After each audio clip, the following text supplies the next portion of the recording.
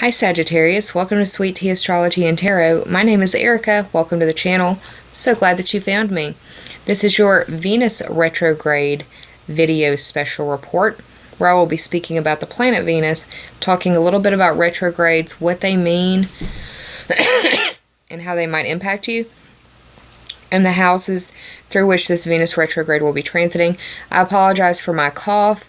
My breathing passages are irritated because of open brush burning that they are doing at the southern portion of Barksdale Air Force Base, near where I live. So I've got a bottle of water just right out of view for y'all. If I need to get a drink, I will, but forgive me for my coughing. I'm doing the best that I can. So Venus is the planet of love, beauty, harmony, money, and resources, and Venus will be going retrograde in the sky very soon. We're actually in the pre-retrograde shadow. So what's retrograde? Retrograde is an optical illusion that makes it look like the planet is going backwards from our perspective here on Earth. It's not. The best way I ever heard retrograde explained was like this. Imagine you're driving on the interstate and you get behind someone who is moving too slowly for you, so you get in the passing lane, you speed up and you're at the same speed as them, and then you accelerate further and you are able to pass them. After a while, you're able to look in your rear view mirror and see that car behind you. It will look like it is almost traveling backwards. It's not. It's based on the distance that you've put between your moving object and their moving object. But that's what retrograde looks like. Now, with each retrograde period, we have a pre-retrograde and a post-retrograde period. These are the shadows. The pre-retrograde shadow is what I like to think of as an appetizer, where it brings about some idea of what you will be dealing with, or possibly the beginning stages of what goes on. Really depends. The post-retrograde shadow is like the palate cleanser, or the tying up of loose ends, the resolution, and the reflection of the lessons that you've learned through the retrograde process. So, Venus will be retrograde, going backwards from our perspective on Earth, from March the 5th until April 14th. We are currently under the influence of the pre-shadow retrograde for Venus. So you may be dealing with issues right now that are highlighting what you will be dealing with during the actual retrograde. Also, another thing worth noting is that this Venus retrograde will be occurring in a portion of your chart that will also be undergoing the influence of a spring solar eclipse. That fourth house of Pisces. So, the fifth house is the house of Leo, but for you, this is where Aries is. It's the house of sparks, and it's the house that has your DNA and fingerprints all over it, because it's where you have the most skin in the game. The house of sparks is the house of, it's like spark of creation, the spark of conception, or the sparks of romance. This is where you go to blow off steam. This is where you seek your pleasure. This is your social circles. This is your creations, and this is your children. The fourth house is ruled by Cancer, but for you, it's Pisces. And that's the house of your home and family, or your roots and foundation. Home is where you live, or where you consider home to be. Family is who you share that home with. That can be your parents, your spouse, your partner, your children, your fur babies, house guests, roommates, or housemates. Or those house guests that you have as well, like extended house guests. So Venus will be going back and forth between these areas, giving you a chance to look at what you value and what you love, what you are willing to fight for, and what is no longer worth your energy. The best way to examine this Venus retrograde, the best lens to view it through, is through your own lens. So focus on yourself. What I mean by that is that everyone else around you, even those that you feel would never leave you, they are all subject to change. With the eclipses, with this Venus retrograde energy, not everything that you have at the beginning of 2017 will be with you at the end of 2017. Nobody likes to really recognize that fact, but it's the reality of the situation. And even more so, the fact that you've had Saturn transiting through your first house of self, you've been enduring containment and limitation, probably feeling very repressed or blocked, probably asking yourself, what have I done? What did I do?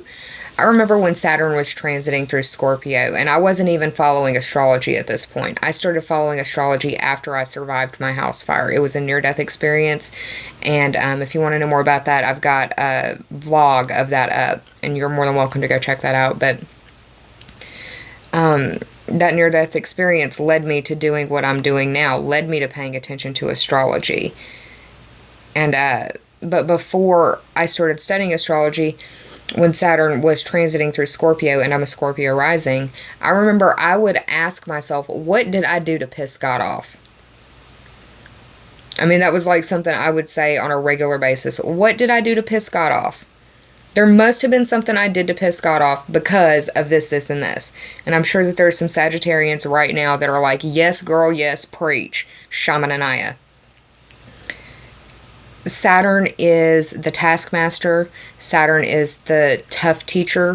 Saturn is the teacher that you hated while you were the student, but you understood why they were as hard on you as they were once you get out of their class.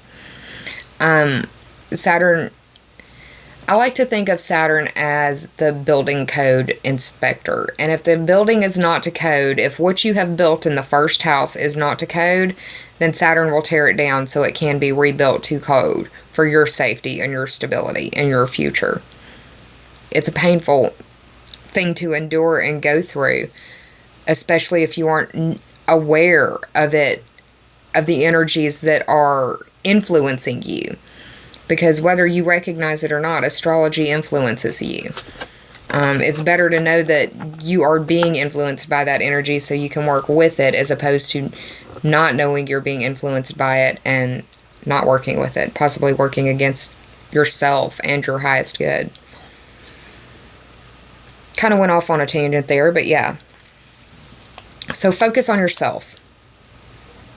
The challenge associated with the Venus retrograde, because she rules money and love, is going to be money and love. You're going to go inward and reflect on different areas between your 5th and 4th house. There are perks associated with this retrograde as well, and that comes in the form of reconnections and renegotiations in that 5th and 4th house. It may be that you get to renegotiate a deal for your home. It may be that you are renegotiating the mortgage for your home. That would be cool. It could be that you're renegotiating the terms of a relationship in the home. It could be that you are renegotiating the terms of a romance. Just many different things. But when you're under the influence of a retrograde, anything with the prefix re is probably a good idea to deal with. The only thing I wouldn't do is any long-term beautification process. So like redecoration, I would not do. Under a Mercury retrograde, I would, but with Venus being retrograde, it's like your eye for beauty, what you think is beautiful under the influence of a Mercury if I could speak, your eye will not see beauty the way that it normally would. What you see as beauty under the influence of a Venus retrograde, you may not see as beauty under the influence of Venus going direct. So I wouldn't do any hair color. I wouldn't do any, unless you're somebody who likes to hair color a lot, and then knock yourself out, but it probably won't be what you expect it to be. I wouldn't do any tattoos. I wouldn't do any plastic surgery. I wouldn't do any of that until Venus went direct. Venus going retrograde is a good idea to research that stuff. So, anyways, the one last thing that I can give you for navigating this energy is to finally ask yourself, is this worth fighting for? Is this person, this situation, this circumstance, is this worth fighting for? If it is, then roll your sleeves up and fight for it, darling.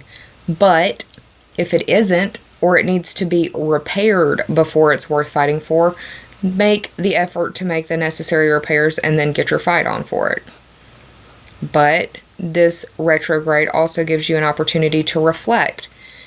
And if it is no longer worth fighting for, it gives you an opportunity to release the energy, person, situation, circumstance with grateful gratitude, thanks, and love for the growth and the lessons that it brought you. Because everything that comes into your world is either a lesson or a blessing. Okay, so Sagittarius, what I'm going to do now is transition over to the cards. Let me show you the oracle decks that I'm going to be using. I'm going to pull from the Sage Goddess Gemstone Oracle deck. Also going to be pulling from the Butterfly Oracle cards for Life Changes by Doreen Virtue. I use these a lot during the eclipse season. Going to pull from the Journey of Love Oracle deck because Venus retrograde would be a very good time for this Journey of Love deck to be brought forth. And I'm going to try to highlight it in the monthly videos. And finally, the Divine Circus Oracle deck. The Journey of Love deck and the Divine Circus Oracle deck are both by Elena Fairchild. The artwork of the Journey of Love deck is by Razuli, and the artwork for the Circus of Love, or for the Divine Circus, sorry, for the Divine Circus is, she commissioned a lot of different artists, so I'm not going to be able to give individual shout-outs to the artists, but I do give grateful, loving thanks for their energy and devotion to their art, because it's a beautiful deck, and it's fast becoming one of my favorites.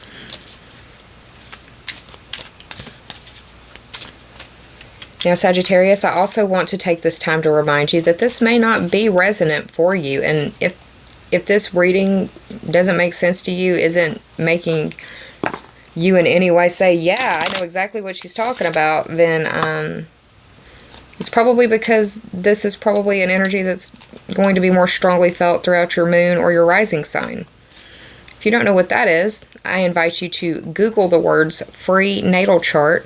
Have your birth certificate close by, because it's going to ask you your birth date, your birthplace, and your birth time. Make sure to enter that information correctly so you can get an accurate chart generated. From there, you can take your chart and look at YouTube videos or Google tutorials on how to read your natal chart, and it will show you how to find your rising and moon sign.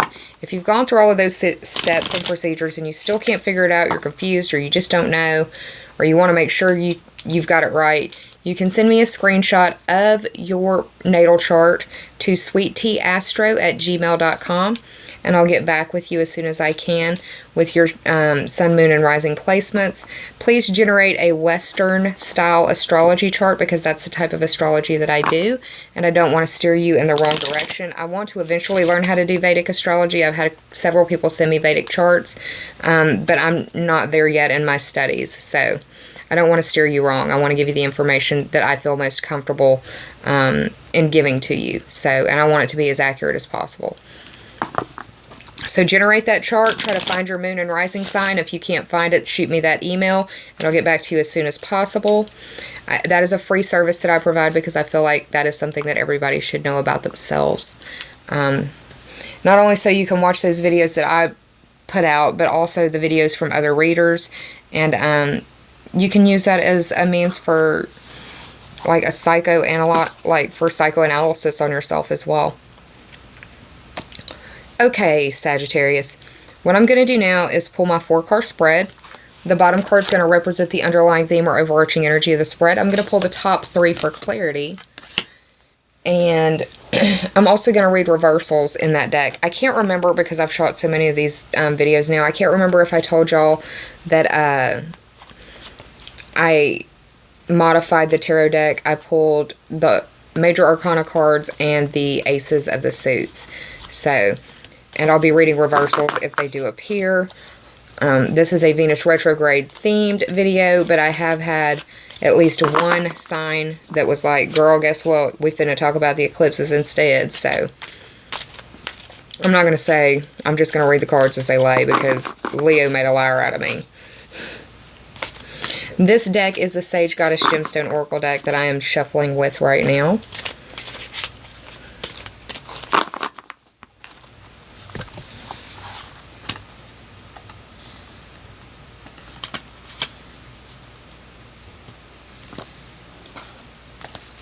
Okay. This card refuses to get back in the deck, so we're going to use that as your card.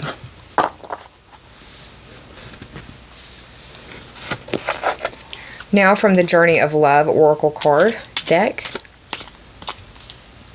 This deck is by Elena Fairchild. The artwork or the artist is by Rizzulli.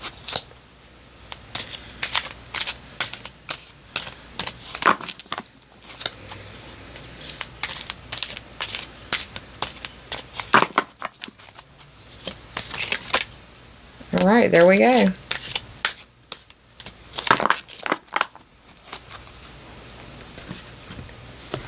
From the Divine Circus Oracle deck by Elena Fairchild.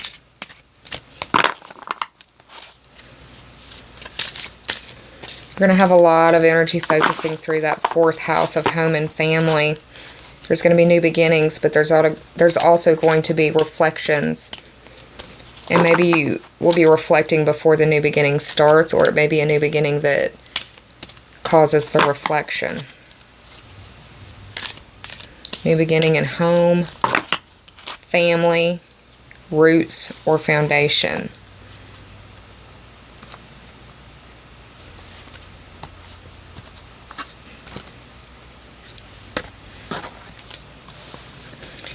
And last but not least, the Butterfly Oracle card for life decisions, or life changes, by Dorian Virtue. And I like to use this deck, like I said, during eclipse season. That's actually why I chose this over the Sacred Rebels deck for these readings, was because this retrograde of Venus is going to be tiptoeing through an area where an eclipse has occurred. A solar eclipse of new growth and new beginnings, new opportunities.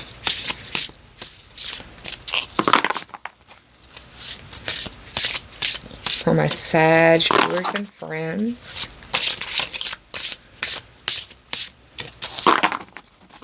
Gonna cut.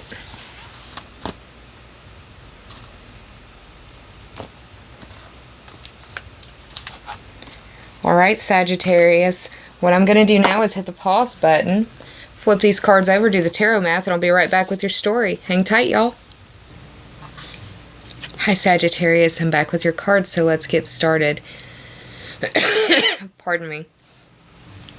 The underlying theme or overarching energy for your reading is the Fool card reversed. The Fool is the 0 card. It's actually the first card of the Major Arcana, but it's listed as a 0. I normally see this as an eclipse or a new moon card. I feel like this is probably indicative of the new moon solar eclipse at 8 degrees of Pisces in your 4th house at the end of September. This solar eclipse could make you feel as though the rug has been pulled from underneath your feet and you are taken aback. It can feel quite shocking. This card is representative of the planet Uranus, which is known for being the Great Awakener, but it's also a planet that is representative of shocks and surprises, change, liberation, and rebellion.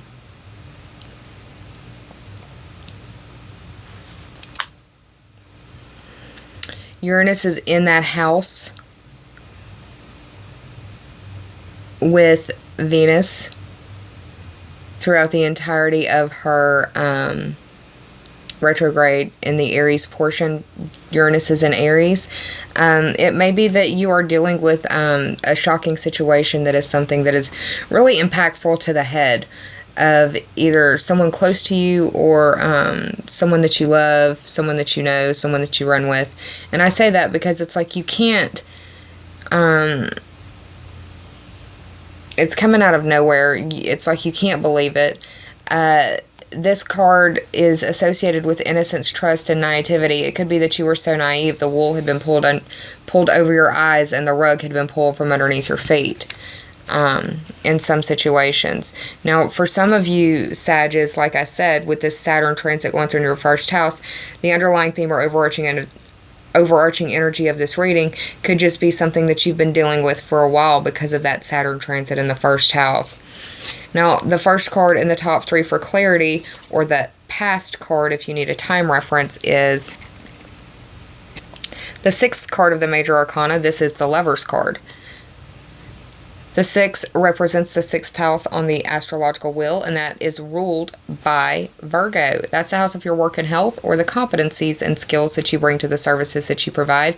It also deals with your daily life, the daily to-do list, and what you do on the daily to make your life more efficient and easier, more smoothly running. This card is representative of Gemini. It is a card of versatility, and it's communicative. It can be superficial and at times perceptive. This card is very much speaking to love and the matters of love. Gemini rules the 3rd house, and that is the house of communication, short distance trips, siblings, cousins, and neighbors, and people in your neighborhood. Communication is how you speak, how others interpret you, and how you interpret others. It's also how you digest and consume information. It is getting your message or voice out into the world through your communication devices, and it is your commute, your daily commute, not only the path or road that you take, but also the vehicle that you use. You could be dealing with a Gemini from the past coming back to want to speak about matters of love or home. This could be their sun, their moon, or their rising sign. But whatever it is, there's illumination on this situation with the Lovers or the Gemini in the situation at hand. For some of you, it may be a guardian angel that has passed that was a Gemini or had strong Gemini energy in them. There is silver lining in the situation as well. There are no tools for you yet at hand. It may be after the retrograde is when you're able to start digging for those nuggets of wisdom or pieces of truth in the situation.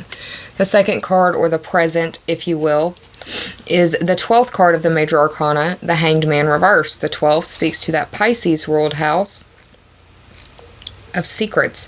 I think of the 12th house as the darkest house on the astrological wheel because it's the hardest to see. It's the one that's lacking the most light.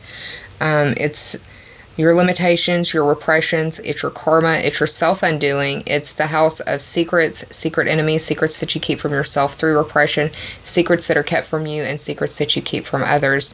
This Hanged Man right here as a Major Arcana card is representative of the planet Neptune, which is in Pisces right now, which is the 4th house. The 4th house is the house of home and family, or your roots and foundation. Now, this guy is standing on one foot. It's like he is balancing on a very thin wire. You could feel like you may be tiptoeing around people in the home or family. You may be tiptoeing around issues of your home's roots or foundations, or your own internal roots or foundations. It could be that you're dealing with some stuff that you've had repressed and is now bubbling to the surface.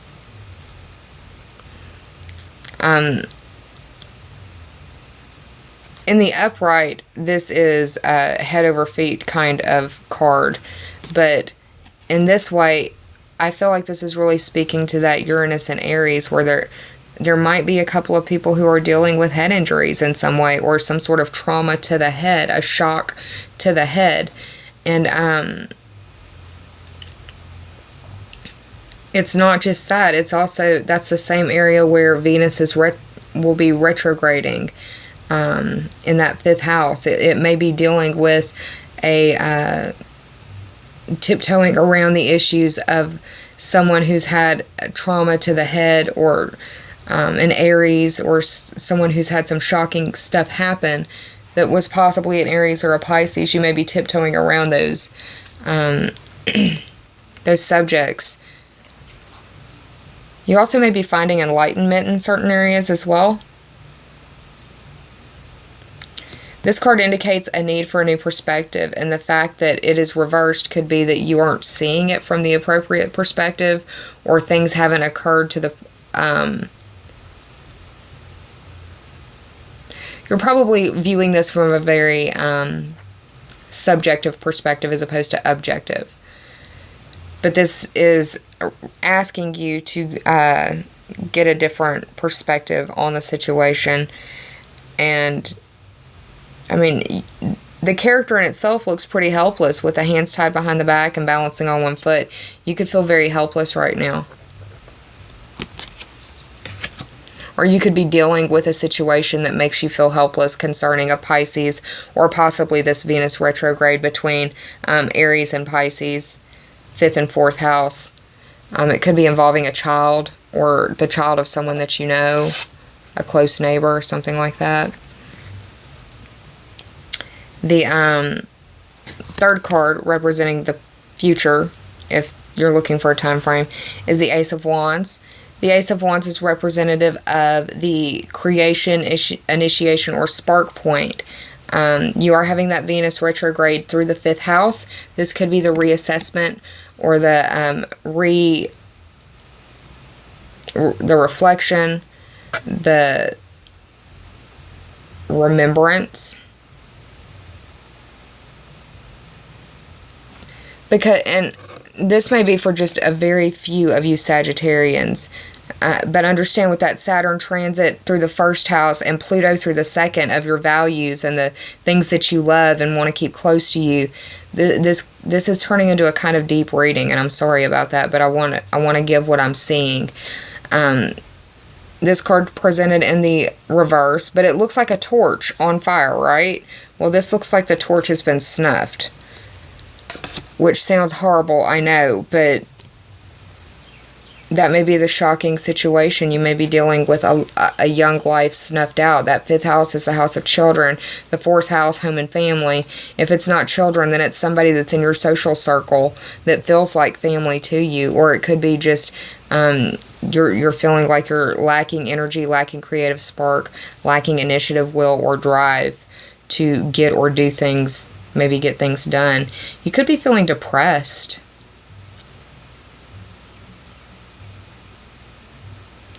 For those of you who have dealt with loss. I also see this as like the extinguishment of that fire sign, Aries, Leo, or Sagittarius. It could also be that you are extinguishing like a torch of love for someone, or it's like the spark has gone out, the fire's gone out, and you're trying to figure out how you're going to get it back. Or it could be like your lover is coming to you saying the thrill is gone, and you're like, what the hell happened? The Fool is in reverse, the Hangman's in reverse. You're needing to get a new perspective, and you could be feeling like the Fool in a situation in home or love. Or in your social life. Sagittarius, I don't want to be the bearer of bad news, but I do want to empower you with what I see and what the cards are saying. I did the tarot math for this reading. It ended up being 18. 1 plus 8 is 9, and that speaks to that 9th house that you rule. That's the house of your worldview expanded through study or travel. It is the house of higher education, long-distance trips, adventures in questing, the study of foreign languages, religion, philosophy, astrology, legal system matters, political system matters. It rules or governs over foreign people, foreign places, and foreign things. Now, you aren't having any direct 9th house energy, but I do believe that this reading is very strongly resonating with what is going on for y'all in the sky. And has been going on in the sky for y'all. For some of you, since Saturn started the transit back in late 2014. You got a little bit of a break during the summer of 2015, I believe. But, yeah. So that 9th house. Now, let's move on to the oracle cards. The first is, or the card that would not get back in the deck, that refused to join the rest of the deck, is the Tiger's Eye card. And this deals with stability, discernment, and strength. It can help heal and amplify the vibrations of the solar plexus and the root chakra. Tiger's Eye activates the workings of the mind in profound ways while protecting you and imbuing you with ancient deep wisdom. You've pulled this card because you seek balance, mental clarity, and empowerment in your decision making. Meditate with Tiger's Eye to weigh both sides of a situation, gain insight from your guides, and come to an informed, fair conclusion. That would help you in your decision-making process. You may want to get a piece of Tiger's Eye, Sagittarius.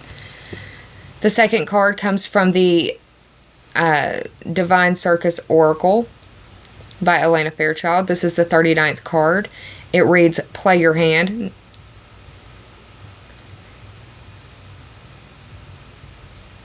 Nine plus 3 is 12. And that speaks to that Pisces ruled house. Of those secrets, the darkest house to see.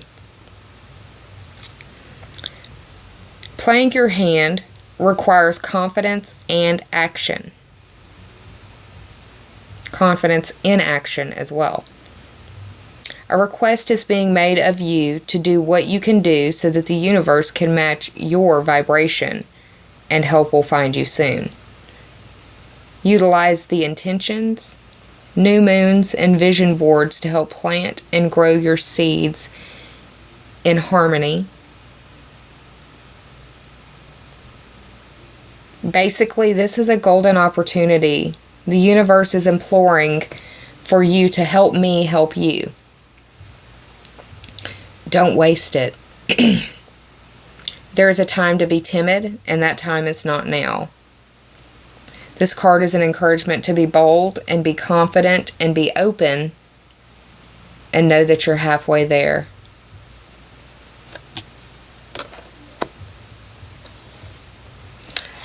This second card, or the third card that I pulled for you, is the Sweet Soul Rising, the 20th card from the Journey of Love deck by Elena Fairchild. 2 plus 0 is 2, and that speaks to the Taurus ruled house of your money, values, earning ability, and self-esteem. Anything you point to, classify, or identify as mine could fall under that second house umbrella, in my opinion. You are enduring a Pluto transit through that second house of the things that you love and that you care about and that you have as a possession. A Pluto transit is very much like coastal erosion. It happens on a daily basis, but it takes a meta perspective or a before and after picture to see just how much change has occurred. This card, just by itself and just in the picture alone, indicates that some of you are, yes, dealing with the loss of a loved one.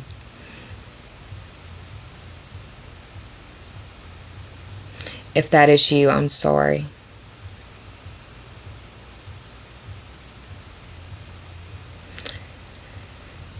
The message that comes with this card generally is that now is not a time to assert your will, and that surrender to the flow is the best approach for the current energy that you find yourself in. There is something bigger happening just beneath the surface of your daily life that you cannot see, but you may feel stirring. Understand that everything is going according to divine planning and divine timing. Releasing your expectations could be of great help to you and the lessons that you need to learn at this time. I would advise for you to release your grip or need for control and to trust while allowing the universe to intercede on your behalf for your highest good. Also understand that if this is not the loss of a loved one, this is also speaking possibly to the ascension of some of you souls that are awakening spiritually as well. If you're experiencing the loss of a loved one, I am so sorry. If you are experiencing the symptoms of ascension, I am so sorry.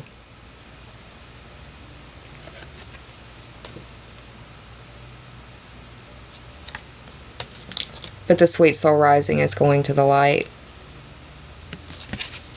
if that's of any comfort to you.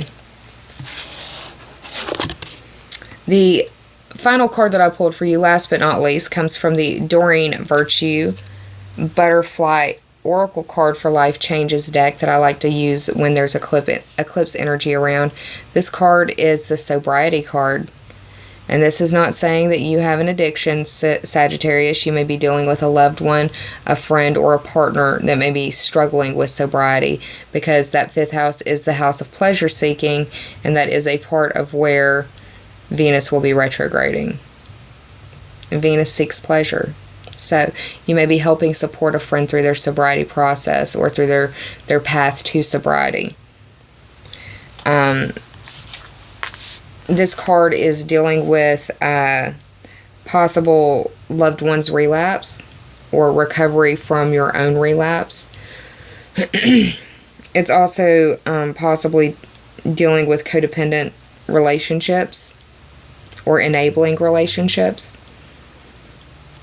And it could speak to mentoring others in their sobriety or their path to sobriety. Pardon me, y'all. I've been fighting that for a minute. This card indicates that your awareness is heightening and possibly making you more sensitive. That sensitivity may make some escapist seeking. There may be others that decide to detox from all harmful substances and chemicals in their body. Asking for help and support from your loved ones can help if you are struggling with an addiction or a sobriety issue. But also asking for help and support from your friends, family, and loved ones in detoxing your body of chemicals or changing your diet or even trying to stop drinking so many sodas or so much coffee to reduce your caffeine intake. That can involve sobriety issues as well. It's whatever your addictions may be is where you need the sobriety from.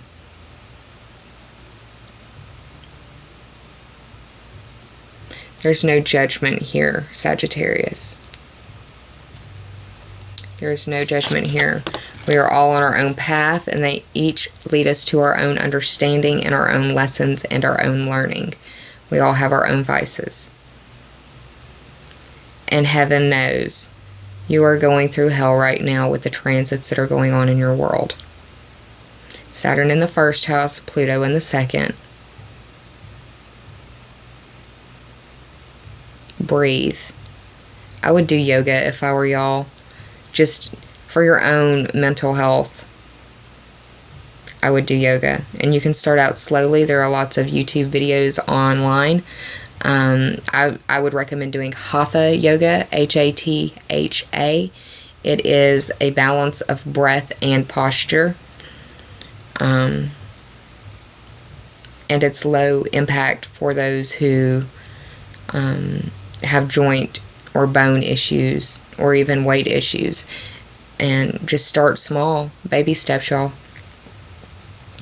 I hope you enjoyed this reading, Sagittarius. If you did, please like, share, and subscribe. And if you already have, I thank you from the bottom of my very grateful heart. I'm going to be around shortly for the March videos, and I cannot even believe that I'm saying that. But I have to finish this series first, which means I have to stop yapping in this video so I can do Capricorn next. So send me some loving energy on that. These videos will be up Friday evening, so I'm happy to report that. Take care of yourself, Sagittarius. Be kind to yourself. Save some of that kindness for others, because we're all going through private battles in our world that some of us may never speak about to another living soul. I do hope you're well. I will see you soon. But until then, namaste and bye, y'all.